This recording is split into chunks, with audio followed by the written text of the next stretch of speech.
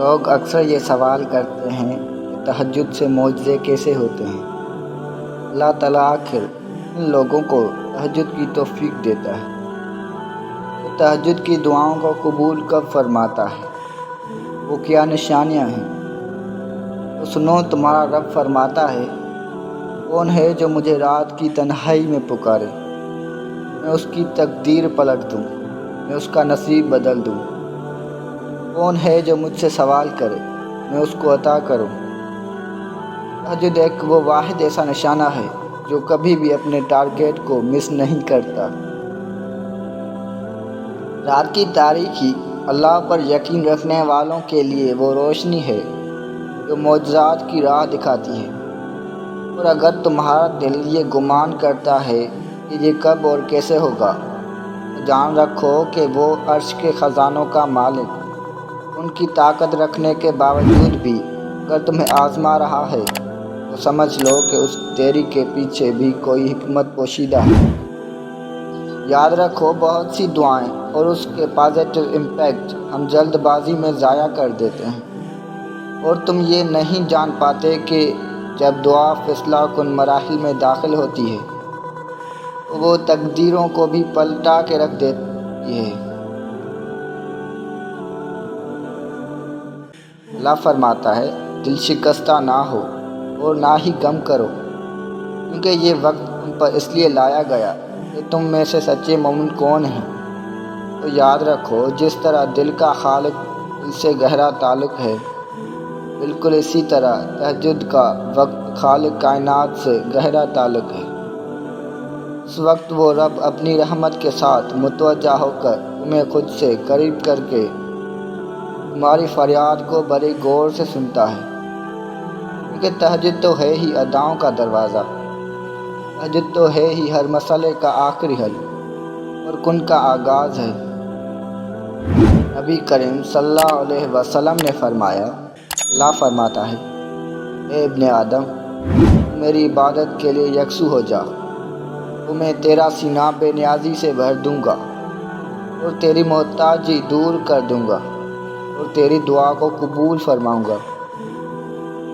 سنو، جب تم دن رات اس پریشانی میں رہتے ہو کہ آخر اللہ تعالیٰ میری دعا قبول کب کرے گا، تو سنو، اللہ فرماتا ہے، خود کو ہرگز کمزور نہ پڑنے دو۔ اللہ ساری باتیں سنتا ہے اور وہ نہایت باخبر ہے۔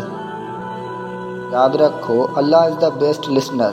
اللہ کا انسان کے ساتھ اتنا ڈفرنٹ، اتنا انر والا تعلق ہے نا، کہ جب تم تہجد کے وقت اس کے آگے روتے ہو تو وہ تمہارے آنسو اتنے قیمتی رکھتا ہے، یقین کرو پھر وہ ایسے تقدیریں بدلتا ہے کہ انسان کی خود کی عقل حیران رہ جائے۔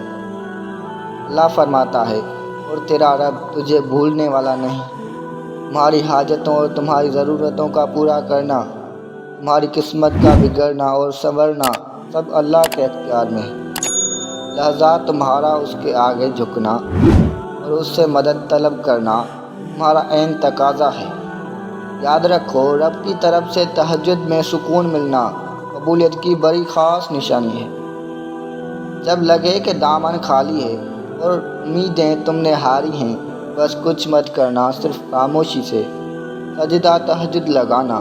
وہ تم کو راہ دکھائے گا، وہ تمہاری بگڑی بنائے گا، وہ تمہاری قسمت کو پلٹائے گا اور تمہارا خالی دامن بھر جائے گا۔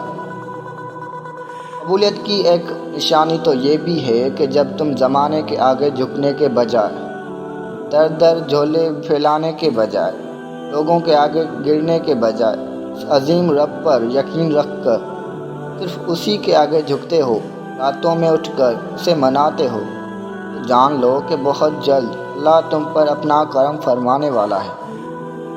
یاد رکھو، ہر گزرتا ہوا دن تمہیں تمہاری منزل کے قریب کر رہا ہے۔